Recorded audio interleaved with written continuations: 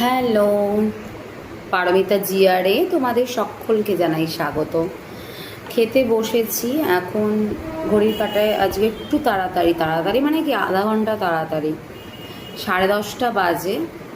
খাচ্ছি তরকা, ডিম তরকা আর রুটি। মানে গতকাল যে খাবারটা খেয়েছি, রুটি আর ডিম তরকা, ওই সেম খাবার আজকে, তবে এটা মানে আজকেই আনা হয়েছে আর কি।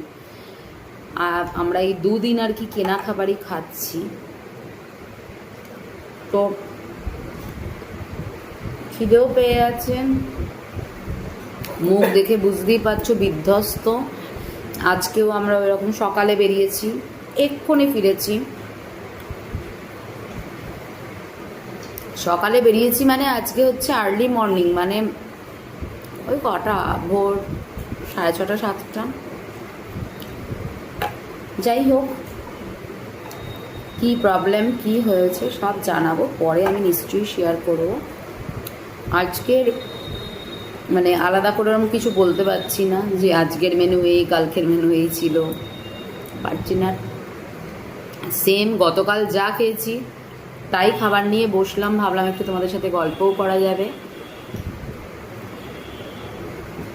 একটা কথা বলতে পারি যে মানুষের অসময়ে বলে আসে না, তাই সবাই ভালো থেকো, সুস্থ থেকো, সকলকে ভালো রেখো। আর কিচ্ছু বলতে পারছি না এই মুহূর্তে। আর রান্না বান্না নেই যেহেতু বাড়িতে, মানে কোনো রান্নাও ছিল না, করাও হয়নি যেহেতু বেরিয়ে গেছি সকালবেলা, এক্ষুনি ফিরলাম। আমাদের সামনের দোকান, তোমরা ভাবতেই পারো যে এক খাবার কেন, সামনের দোকানে না খুব টাটকা আর খুব ভালো বানায় এই মানে রুটি আর ডিম তরকা। আর কোনো ভাজাভুজি তো খাবো না। একটু আগেই আমি একটা পোস্ট করেছি, দেখেইছো তোমরা, যদি কেউ দেখে না থাকো আগের পোস্টটা ফলো করো। সেখানে কিন্তু আমি বলেছি যে আমি তো বাবা আর কিছু মানে আজকের পর থেকে এইভাবে ভাজাভুজি এই ব্যাপারগুলো মানে বাইরে থেকে কিছু কিনে আমি আর খাচ্ছি না। যদি কখনো কিছু খেতে ইচ্ছা করে তাহলে বাড়িতে বানিয়ে খাবো। আমরা তো সময় পাই না, সময় করে বাড়িতে বানিয়ে খাবো।